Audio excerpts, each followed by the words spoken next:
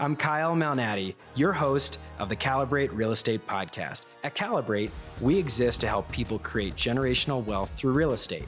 My personal mission is to encourage, empower, and educate you by sharing best practices from business leaders that are proven winners. Broadcasting from the Mile High City, thank you for tuning in to the Calibrate Real Estate Podcast. Our esteemed guest today, Cyrus Mohseni. Cyrus and I share this really cool accolade, the 30 Under 30 Honoree that REALTOR Magazine does every year. Cyrus is a little younger than me. He was given that great honor last year in 2020. And I'm bummed because, not bummed that you got it, Cyrus, but because we haven't had a chance to meet. We have these reunions every year, and every year we welcome in the new class, and I haven't had a chance to do that. I haven't had a chance to meet you yet, but good to see you on Zoom today. Yeah, thank you. Thank you for inviting me. I know I was bummed that we didn't have it yet either, but we'll have it this year and hopefully all goes well. We're going to celebrate like no one's ever celebrated. It's going to be sweet. So we're going to have a cool conversation about both the 30 Under 30 journey, because that is a journey. There's a lot of people who are under the age of 30 that listen to this, that are realtors, that that's kind of one of their bucket lists. That's one of their goals. And I know it was mine. I worked for a 30 Under 30 before I became one, and pretty cool stuff. But enough about kind of the honor and the awards. Let's talk about kind of your journey before 30 Under 30. You were a professional soccer player, I was reading about, and that's a pretty cool distinction. And I've got to wonder, what the tie-in with soccer, and then how you found real estate, and just kind of what that journey was like at the beginning of your 20s and probably late teens. Yeah, I had no intention whatsoever to be a real estate agent. Like no thought process ever in my life growing up. Like, I want to be a real estate agent. I have no family in real estate, nothing. So what happened is, like, when I was 11 years old, 10 and 11, my grandma, my uncle, and my dad all passed away in the same year. So I lost my, so it was my mom's mom, my mom's brother, and then my mom's husband, my dad. And they all passed away in the same year. And all that I could do, like, I'm the last of 5 kids. But all that I could do to get my mind off of life was play soccer. So that's what I did. I had no intention of, like, at that time, I wanted to be an architectural engineer. So before my dad passed away, before all this happened, like, I wanted to build houses. That's what I wanted to do. And then I ended up, when all of this happened, all I wanted to do was play soccer, because it was the only thing that I could do that, like, I didn't think about what was going on in life. My mom started working 6 jobs to keep the house over her head. Again, I'm the last of 5 kids. So then what ended up happening is, about, maybe I would say, a year after my dad passed away, I found out that you could play professional soccer. Like, it wasn't like a thing in my mind that you could play professional soccer. It was like, you play soccer and some guys go pro. Like, I didn't know how that worked. Well, I found out about a year, maybe when I was like, 11, 12 years old, I found out, oh, I could play professional soccer. And I said, okay, this is what I want to do for a living. And looking back at it, a lot of it probably stemmed from being able to financially help my family and my mom, right? And it was something that I thought I was good at. The reality is, I wasn't that great. I played goalkeeper and we lost, like, I say this all the time. I played goalkeeper. We lost every game 5-0, like, that's how good I was, at the time. Fast forward a little bit, I ended up meeting a trainer that really taught me. He really became like a huge male figure in my life, because he taught me a lot about just hard work, just drive and dedication, and, showing up every single day, right? He was at the time the U.S. men's national team goalkeeper coach. And I trained with him and mentored under him as a goalkeeper for, pretty much all of my youth career. Right before I moved to Europe when I was 18 years old to go play soccer. Played soccer overseas. I played soccer in Switzerland, Costa Rica, Iceland, the Philippines, here in the US. And I actually was playing in Iceland. I came back to California to come play for one of the new clubs here, and I got in a car accident. And that's what ultimately ended my soccer career. No clue what I was going to do afterwards. Because if you asked me 10 years ago what I was going to be doing right now, I would be saying I'm playing in Europe.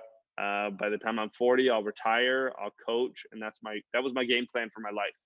obviously I'm selling real estate, and that didn't happen, So What a cool story. And I find, maybe this is just me that picks up on this, Cyrus, that you start with not even like thinking that being a professional soccer player is a thing, and then you find out about that. And then when you get into that groove, that becomes like the only option until all of a sudden it's cut short. And I find that to be very interesting, because we have all these different things in our lives, right? That when you're not focused on something, you don't really think about it much. yeah. But then all of a sudden, when it becomes apparent to you, you're like, wow, this is an option. And then it gets taken away from you. And I appreciate you sharing about all of those losses in your family. That must have been such a hard time. And as a youth sports coach, I know that I hear some things from parents and guardians and just different players on my team. And we're talking like fourth and fifth graders.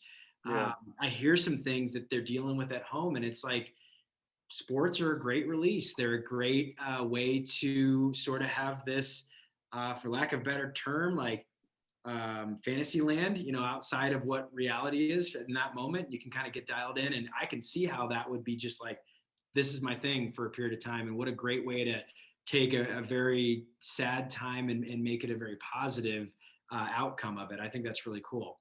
I like coach. I'm actually going to start coaching my nephew's soccer team soon, and he actually doesn't know, but he made like the next level up, and so Oh, it's cool. kind of so. And then they asked me to coach. Yeah, so it's kind of cool. It's crazy because my nephew, so my brother-in-law passed away 2.5 years ago from pancreatic cancer, and so he left 4 kids behind, right, with my sister. Yeah. And so, like, the thing about it for me is that's how I coped, is sports, and it's the same way with the youngest nephew of the he's the third child. I have a niece right under him, but he's like, when he's in sports, he's all good, But it's the same way I was. So it's a very interesting thing. Sports is a beautiful thing. I mean, just in general, activities for kids, I think is amazing. Yeah, well, and one of the things that I gravitated towards, and I know that Realtor Magazine gravitated towards, is when you were playing professional soccer. The way that I read this, and obviously I want you to share your actual perspective, you're staying in these nicer hotels in foreign countries, a very nice accommodation, and you're looking out the window and you see slums nearby, and that really empowered you to do something about it. So let's talk about your charity and just how that kind of came about, the name of it, and just what your charitable mission is. Yeah. So so what happened is, when I got in my car accident, I wasn't ready to let go of soccer, obviously, right? Like, I didn't plan to let go of that. I went through this whole identity crisis of like trying to figure out who I am without soccer. I thought people loved me because I played soccer, not because of who I am. Right. And that was a true feeling. That was a false narrative in my mind, but it was a true feeling that I had.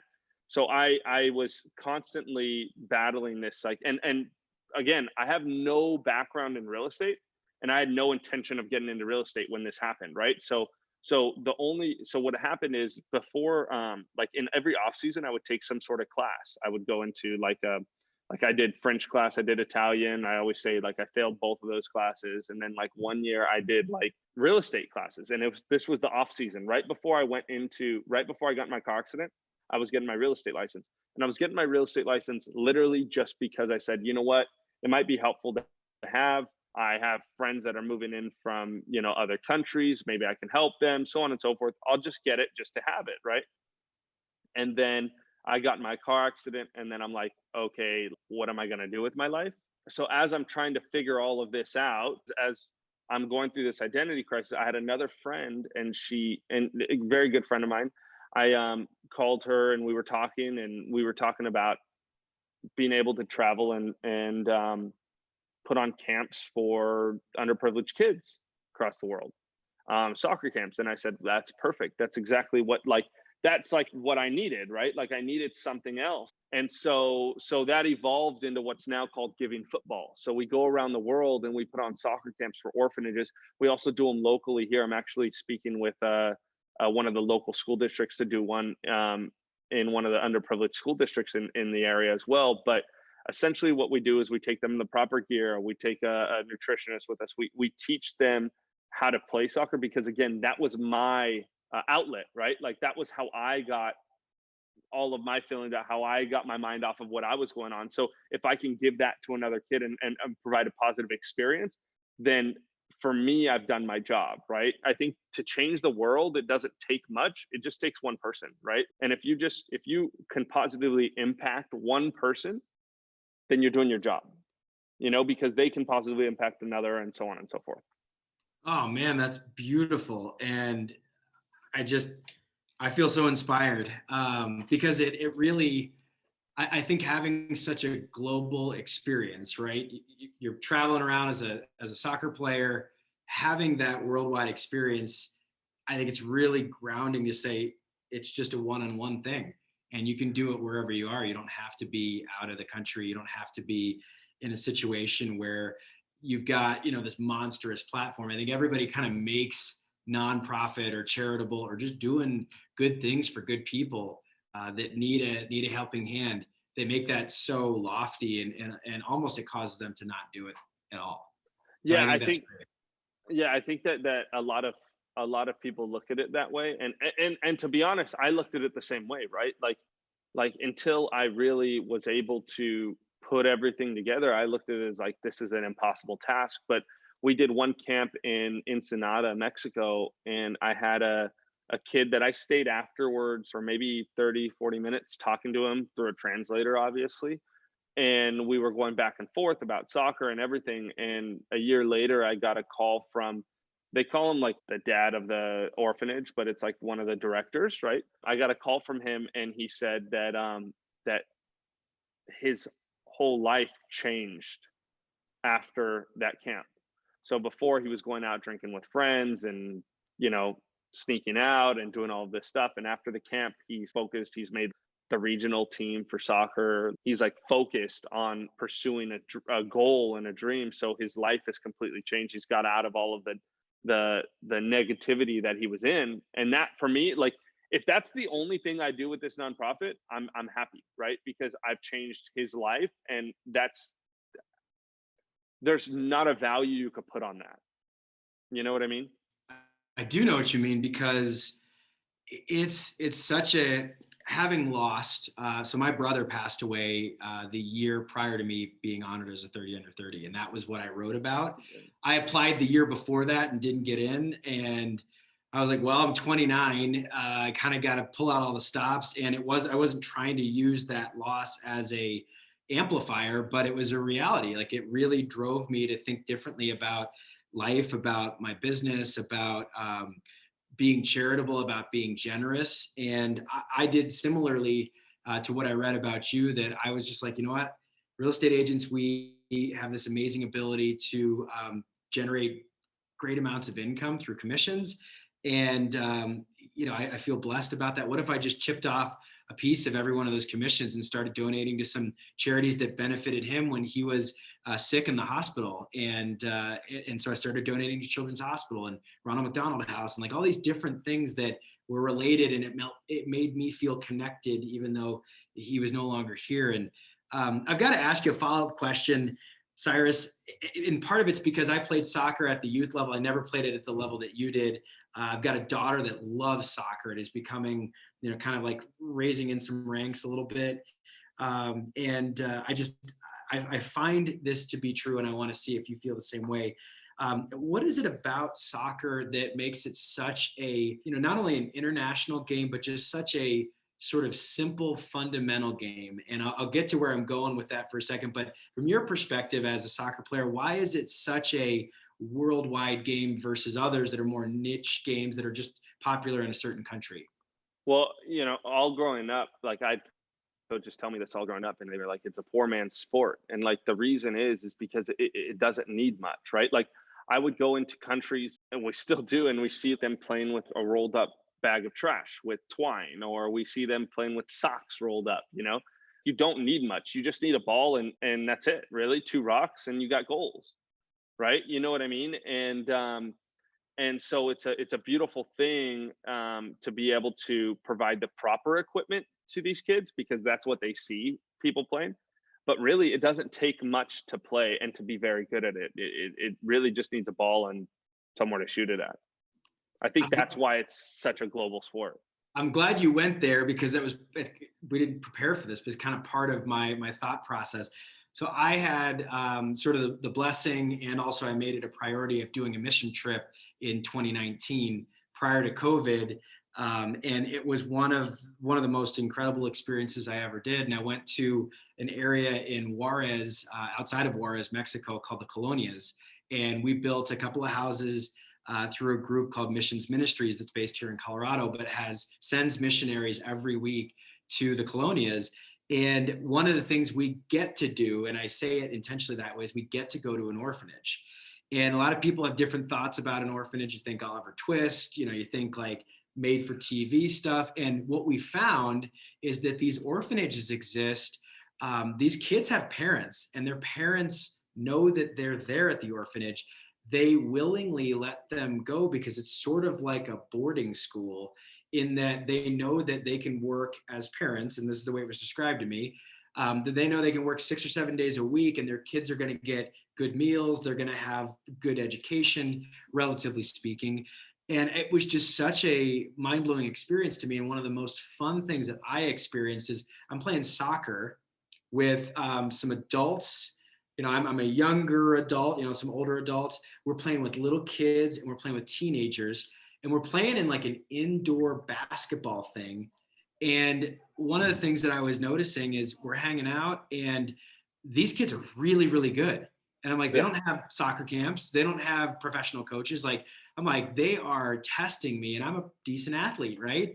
And then the other thing I noticed is that the place we were playing in had bird droppings all over it. Like, it was like, because all the pigeons and all the birds were basically nesting in this area.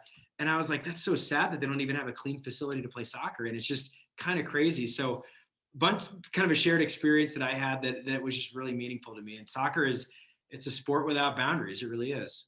Yeah, and it's an international language. I mean, I remember being able to go, and I would always go play in all these other cities and countries, and being able to literally just ask for the ball without, and just start playing with somebody and not ever speak, it's to anyone, right? I can just play this sport. It's a beautiful thing. And a lot of it translates back to like business, really. Like a lot of the fundamentals of soccer is how I learned how to deal with my business and my life. I'm a big believer in, like, if you watch soccer or you watch any sport, really, if you know the next move the other player is going to do, it's going to be an easy sport, right? It's the same thing in life. Like, if we knew what was going to happen tomorrow, life would be easy, and if you can translate certain little things like that from from sport to business, it's a beautiful thing, because life is random. Life, some days we win and some days we lose, but at the end of the day, it's just about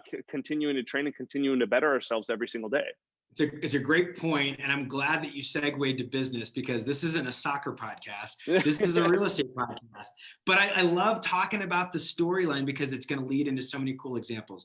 So I feel curious to ask, what have you learned about being a real estate agent that has applied in soccer, and keep kind of having that analogy back and forth of, you got 90 minutes, you got a certain amount of time, you've got obviously your own talent, you've got a team you're playing with. What are some of the applicable things that you've translated from soccer to real estate? Like everything. One, I'm a huge team person. So I have a team of agents. In 2019, I had 27 agents on my team. This year, I have 13. By the way, I intentionally let go of a lot of agents at the beginning of last year, not when the pandemic hit, but before that, because I didn't want the excess weight there. I needed top producing agents. Every one of my agents closes 1 or 2 deals a month. So we're a very high volume team. Translating from soccer to business, I say this all the time, it's very synonymous, right? Like, I hate it. I still do. I don't know why I say I hate it. I hate going to the gym. Like, I can't stand it, right? Like, I never liked it. I never liked getting up in the morning, going and training, right? But it was a necessary evil to get what I wanted, right? It's the same thing now. I don't like prospecting. I don't like following up with clients. I really don't. I can't stand it. But it's a necessary evil if I want to be a top producer, right? Like, I need to do this in order to get this. And so mentally, as a training, every single day as an athlete, you show up to the gym, you work out, you do what you need to do, so that when you have game day, you're ready to go. It's the same thing in business. If you show up every single day and you put in your work, you will have abundance of business, and you'll have tons of listing appointments and appointments with buyers, and those are your game days, right? But like, if you don't show up every day, you're not going to have that. It's very simple.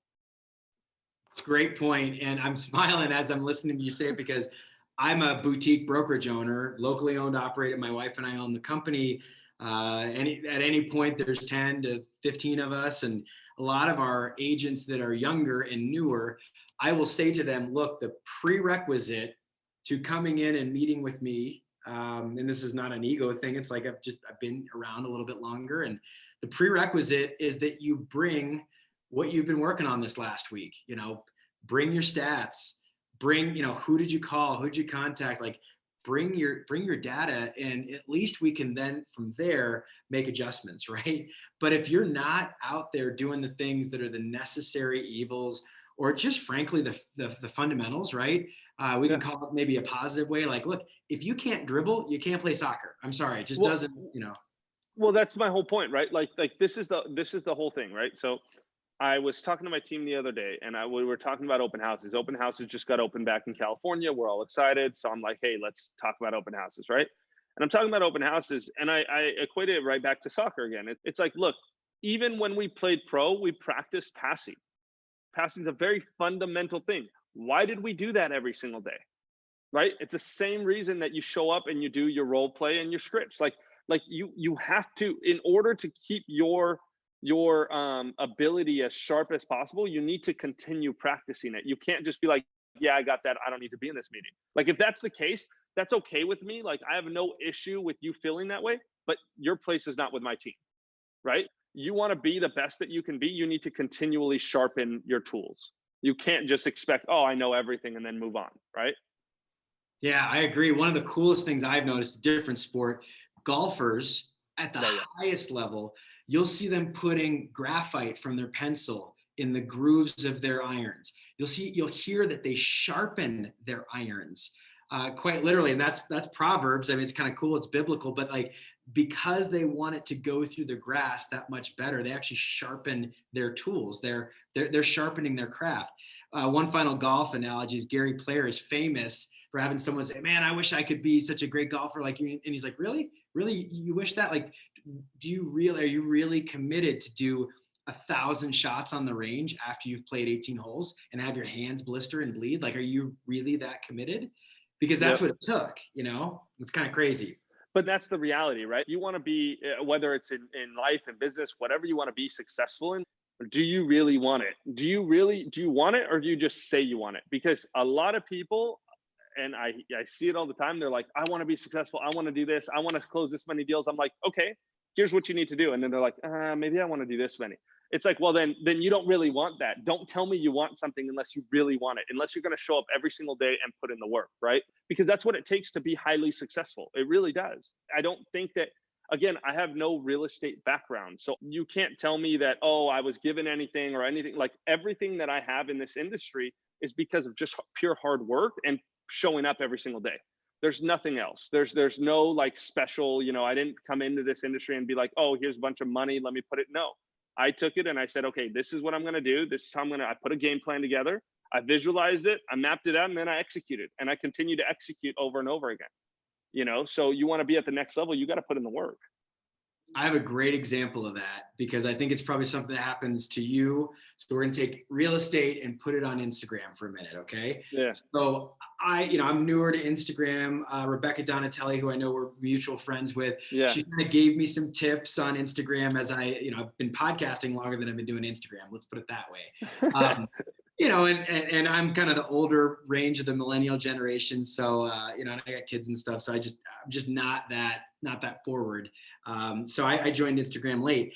I don't get a lot of DMs, believe it or not, but I got a DM a couple of weeks ago from a guy, random, don't know. And he's like, hey, I kind of like your profile. And I was like, is this for real? Or is this like one of those like scammy, like I can get you Instagram followers, but it was real. And he was like, hey, I like your Instagram, I like your story. I like the way that you communicate. I really like following kind of your success journey and what you do for your clients. And through this DM, it was finally like, how did you do that? And I said, you know what? I've been in the real estate industry for 17 years. I made cold calls every single day after being an assistant for 3 years. So I made cold calls after being an assistant for 3 years. And every cold call I made, I added into a database. That database I continued to loop through. I sent a mail newsletter every quarter, did that for over 10 years, still do it today. And now every person that I communicated with by phone or by mail, super slow by phone, super expensive by mail, right? They're now in an email database that we send emails to every single week. And that's how I became successful. And Yep.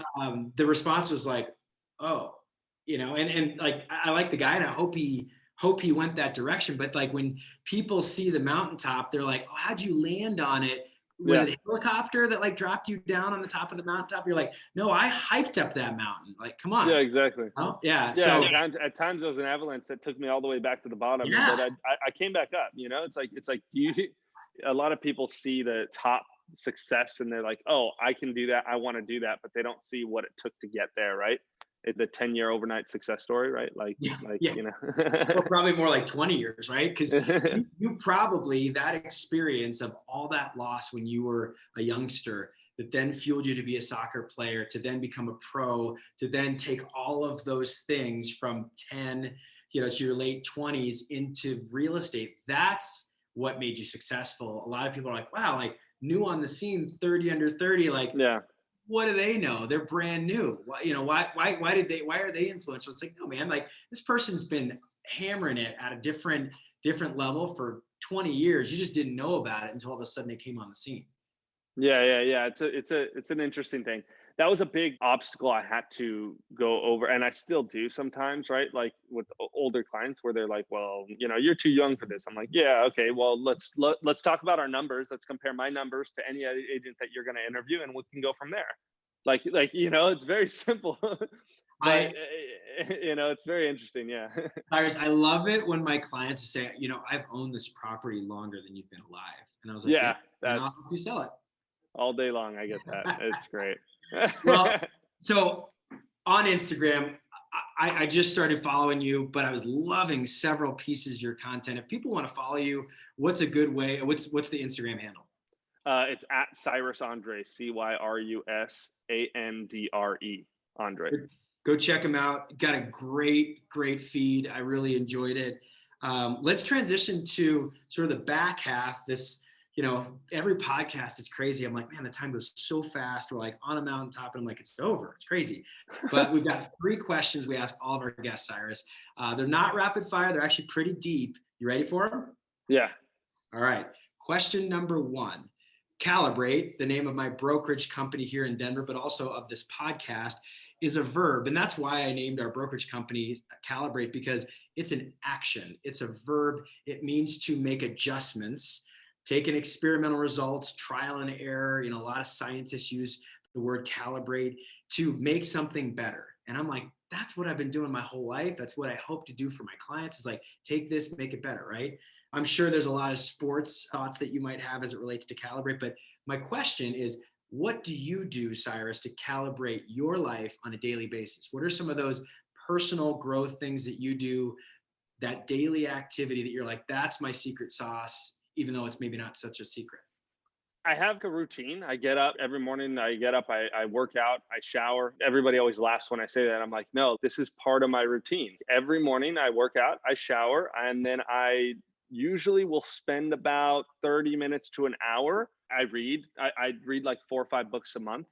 So I'll spend some time either doing an audio book, Audible, or I'll read. And then at 9 a.m. every single morning, I have a call with my assistant. We go through everything that I need to do for the day, right? So the day before, I go through on my calendar for the next day. And then the morning of, I go through all of my tasks on my calendar for that day as well. That's really what I do every single morning. So I work out, I get up, I work out, I take a shower, I read, I spend some time on myself. I pray and I believe in God. And then so for me, I thank God for what I have and what I don't have, because everything I don't have is everything I have, right? Like the reality is. And then I get into work. At 9 a.m. I have a call every single morning with my assistant that we go through everything that I need to do, and then we just go and crush it. And that's my daily. That's my daily, every single day, every morning. You'll find me doing that before 9 a.m. That's awesome. So I'm a man of faith. I'm not bashful to talk about it, and I know that the goal is not to opine what each person's spirituality is. But I'm so thankful that you said that you pray, and then I'm also thankful. I caught this a little bit that you pray not only for what you have, but what you don't have, because then that reminds Yeah. you of what you have. And isn't that so typical, especially in our industry, right? We're constantly striving, constantly trying to do the next listing, get the better car, get the cooler house, do the upgrade to the house. Like, that's just our industry. That's what it is, right? And it's such a wonderful reminder of, like, be thankful for what you don't have, because hey, you know what? There's a lot of people. You can find anybody that's got it better. You can also find a lot of people that have it worse. The reason I do that is because I believe that, my God's a lot smarter than I am, right? So like, if I don't have it, there's a reason, right? I'm a big believer in everything happens for a reason. So at the end of the day, if I don't have it, it's probably because I shouldn't have it. And so thank you for that. Maybe I feel like I want it, but I so yeah. love that. I had a cool opportunity. We'll go off this for just a second, but I had a cool opportunity to spend quite a bit of time with a guy named Dave Ramsey. And Dave Ramsey, I heard him say, he's like, you know what? There is one truth in his life. He's like, there is a God, and I'm not him. Yeah, exactly. And thank goodness for that, right? It's very true. Yeah. It'd be way too stressful. So yes. Second question actually comes from a Christian song that I love called "Dear Younger Me," and the band Mercy Me wrote and sings the song. And one of the tenets of the song is the writer of the song is writing a letter to themselves now that they've lived some life, they've made some mistakes, and they're like, man, if I could go back in time, what would I write to myself? And it's just really I love the lyrics, I love the sound of the song. So I have, because of 30 Under 30, I've kind of like, all right, when I became aware of 30 Under 30, I was 22. And I think of the Taylor Swift song. And so it's kind of this cool mashup question. What's the advice you wish you knew when you were 22? If you could write a letter to yourself now that you've lived some life, now that you've climbed some mountaintops, if you're in your early 20s or maybe at the start of something new, maybe that's another way to say it, what is some advice that you'd pass along to someone? Actually, it just came to me right now. I had a totally different thought process as you were talking about it, but learn to lose quick. I think that a lot of what in my previous lives, I had a lot of, I want this to work, so I'm like pushing through it. But the reality is, it's okay to lose. Just learn to lose quick. Don't let that loss elongate. Whether it's in my personal relationships, right, at the time, or when all of this happened with soccer, right? Like, if I could learn to lose quick and just be like, okay, got this, we lost, let's keep moving forward, that'd be a beautiful thing. Maybe sped up some things, but at the end of the day, like, I truly feel everything happens for a reason. So I can't really say, like, oh, I wish something else worked out a different way. I truly feel that everything has worked out how it's supposed to. Yeah, and that's kind of the trick question, right? Because almost Yeah. every achiever on this podcast says that. They're like, I don't know if I would have changed anything because that's really what made me into what I needed to be, right? Yeah. And adversity is a big part of that. But I've never heard that advice. So I'm going to actually dive deep for just a second. Learn to lose quick. So I've been an athlete, not at professional level, but collegiate level. I coach. I still play men's competitive lacrosse. I love sports. But I do find myself, especially in business, kind of dwelling on things that didn't go well. So tactically, what have you learned? Follow-up question. How have you learned to lose quick? Like, what are some actual things you do where you're like, I'm going to flush this. I'm going to like make it like, what is there a ritual you do or like I lost and this is what I'm going to do? The whole thought process as an athlete, right? As a goalkeeper, I play goalkeeper. So like, you get scored on, right? Like, that's a reality. Like, there's never going to be a time where I can go a week without getting scored on if I'm training every single day, right? Like, you're going to have loss, you're going to have failure. And the sooner you realize that failure is not a bad thing, the sooner you realize that a loss is not a bad thing, the faster you will move forward, right? So learning to lose quick is not so much losing faster. It's more of understanding that losing and failure is okay. There's not a problem with that. It's understanding it, gaining whatever the positives are out of it, and then moving forward. Right? You're gonna lose. Get over it. No one's perfect. You know what I mean? So yeah. So Yeah, I love that. All of us are striving to be undefeated, but really, I mean, you could. it's It's a impossible. very small list of people that haven't lost, and even, I mean, talk about American football, not Euro football or worldwide football.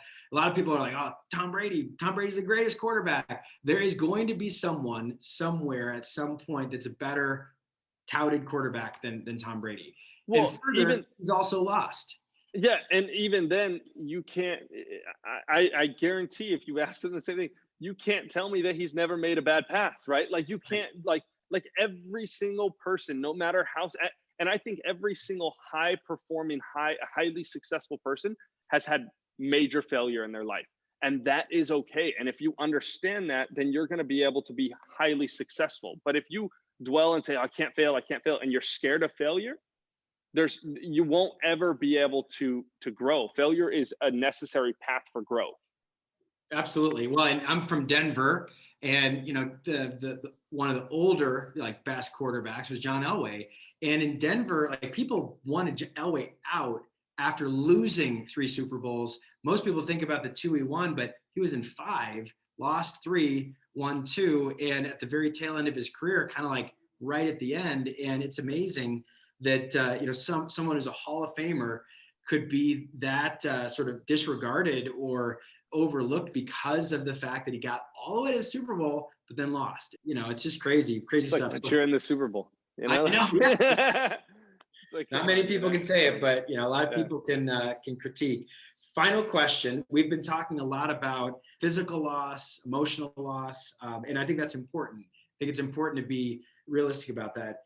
I have a very good friend that this is a tribute question for. So that question I just asked, the Dear Younger Me question, I asked my career coach in episode 5. So we're now well over 175 episodes. First 5 episodes I have my career coach on, guy that's really, really important to me. His name is Chris Oakley. And I asked him that question, and he said, my dear younger me is write your own obituary. That's what I learned to do. And he did it in this mentoring group that had him read a book called The Principle of the Path by an author named Andy Stanley. And so there's an exercise in that book that says, write your own obituary. It will make you live on mission. It'll be very, it's kind of a flip side of think of the, start with the end in mind type of thing, which is an old adage. So the follow-up question is, if you had someone really important, and everybody does, if you had someone really important deliver your eulogy, what would you hope your legacy would be? And again, this is a tribute to Chris Oakley, but just also it's kind of an interesting thing of someone that's important to you delivering your eulogy. What would you hope they'd say? I would hope that they would say he took care of his family and had a positive impact on the world. That's literally it. They say those 2 things, and I feel like I've had a great life. Truly feel that way. And for someone that is involved in a nonprofit, I think you'd probably also share that you don't have to start a nonprofit to make an impact. You can do that right now in real estate by helping your clients. It's such a cool industry that we get to be an impact in people's lives at a super stressful time, at a super exciting time. Like we're there, we're in it with people. And so I'm sure you agree. Our space that we're in as far as real estate, the ability, first of all, how many business venues are out of real estate, right? Like it's an amazing thing, but also the ability and the amount of money that real estate agents make is we make good money. Like if you're a top producing agent, you make good money. Like, and if you can give back, then that's a beautiful thing. And like what I've even done is I've even had, I just had a client donate $10,000 to my nonprofit, right? And I didn't ask for it. They just did it literally because of the fact that they saw how passionate I was about it, right? So if you don't even have it, you can find a way to make it work. Like you want to make an impact, there's so many things that you could do. You know what I mean? I think that a lot of people, what is that saying? Analysis leads to paralysis. Yeah. A lot of people analyze. Yeah, a lot of people analyze this stuff, and they're like, I can't do it. It's too big. I can't do it. It's too big. And no one ever executes. But if you learn to execute, it's an amazing thing, because the more you execute, whether it's on this level or this level, the more you execute, the better you will be, and the more you will see come to your life, right? Like, stop just thinking about it, jump in the cold water, stop trying to get used to the water with your, oh, I need to get used to the water before I get in. Just jump in the deep end and go for it. Oh, dial back that last 3 minutes. I freaking love it, Cyrus. Like, that's why I asked this question, because it gets people so fired up. And we're at the end of our show. I've got to, and I want to, because of what you just said about your client. If people are interested in learning more about your nonprofit, Giving Football, how do they go find it? How do they participate? What's a good way for them to go check it out? Two things. Website is givingfootball.org. It's GIVINGFOOTBALL.org. Instagram tag is @givingfootball. Awesome. So follow that. Number one, follow it. And then also, gosh, like, donate. Come on, man. There's so many nonprofits out there that need our help. So Cyrus Mohseni, congratulations, 30 under 30. I am so excited to meet you in person. Thank you for joining us on our show. For Ann Russell, our all-star producer, for, of course, Cyrus, for our cast of thousands of people that listen in, thank you so much for tuning in. I'm Kyle Malnati, your gracious host. And as I love to say, we will see you around the neighborhood. Thanks, everybody.